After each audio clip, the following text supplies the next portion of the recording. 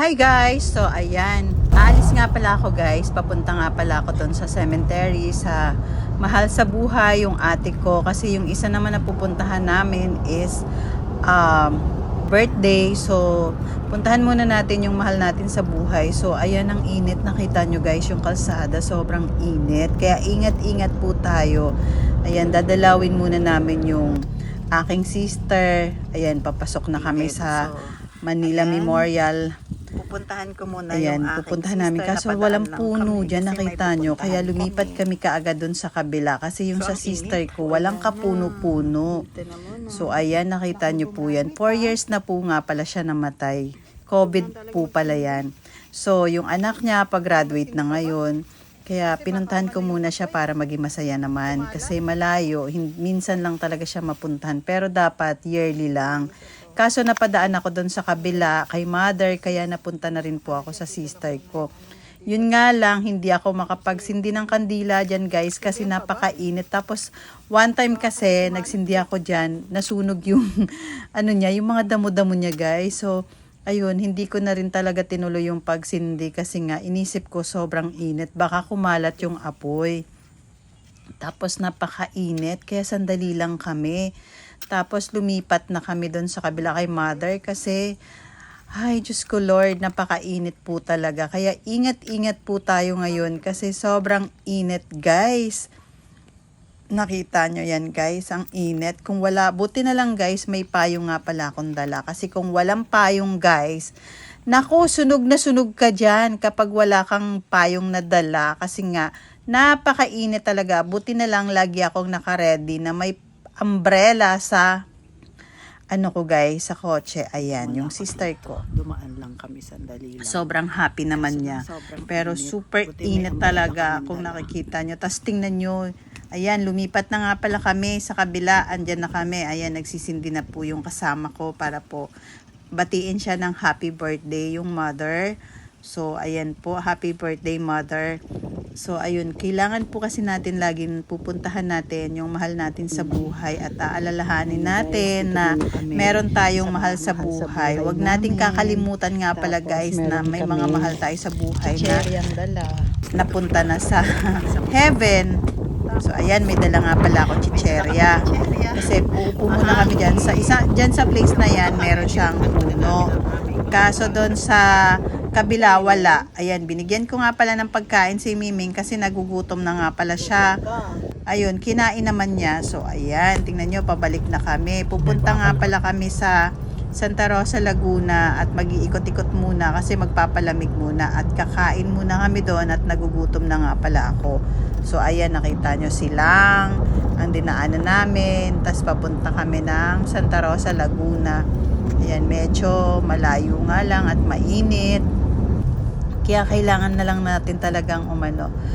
Kasi sobrang init. Ayan, malapit na kami. Nakita nyo, Santa Rosa, Laguna na. O, nandyan na kami. Tapos, ayan, kakain na kami ng pinakbet at gulay at kare-kare. Ayan, guys, masarap yan.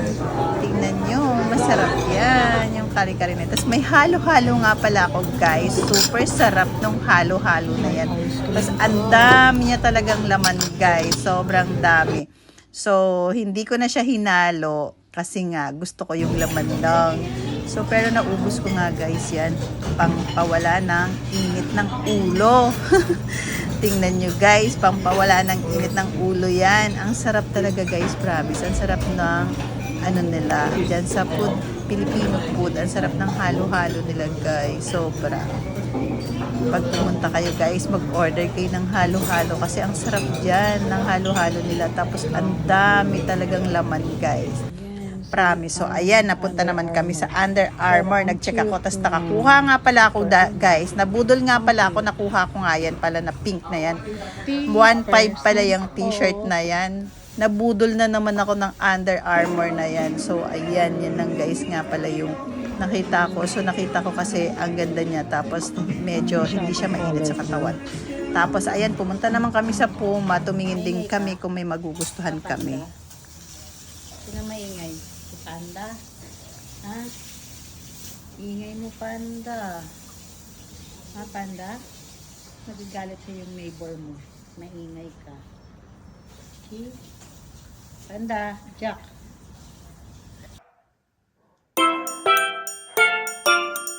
Kumain ka ka. Panda, tahimik ka lang ha.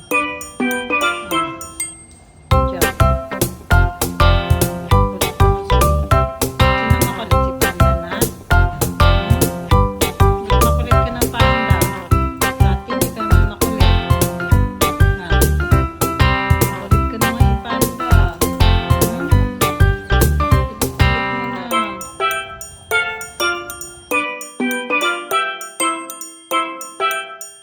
Kasi nandito na naman kami ng isang araw nasa Landers ngayon. Naghanap kasi ako ng mga ganito. Lalagyan sana ng mga dal ng anak ko. Kasi naman taas naman, ang mahal. Pero ganun talaga.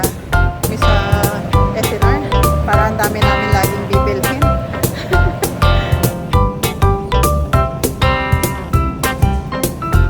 Strawberry. Matamis kaya. Magkakamote. Ayun o. Ang lalaki. 200.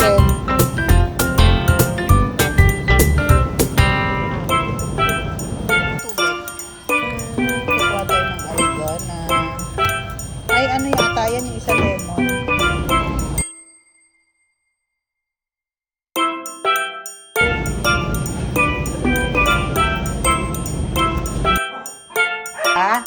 Ikaw lang ba dito, Sula?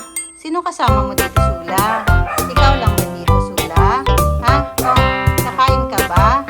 Sige, kakain. Dito na naman ako sa kabilang bahay namin. So, naglilipay na naman ako ng food sa mga pamangkin ko. Pero wala sila dito kasi may pasok yata. Pero, ay, makalat na naman tayo. Dito ang kukulit kasi makalat na naman. So, eto lang talaga guys ang ginagawa ko dito. Every week pupunta ako sa kanila, maghahatid ako ng food. Pagkatapos doon naman sa kabilang bahay, doon sa mga alaga ko, doon sa papi. So, eto, tingnan nyo. Hindi siya talaga malinis, makalat.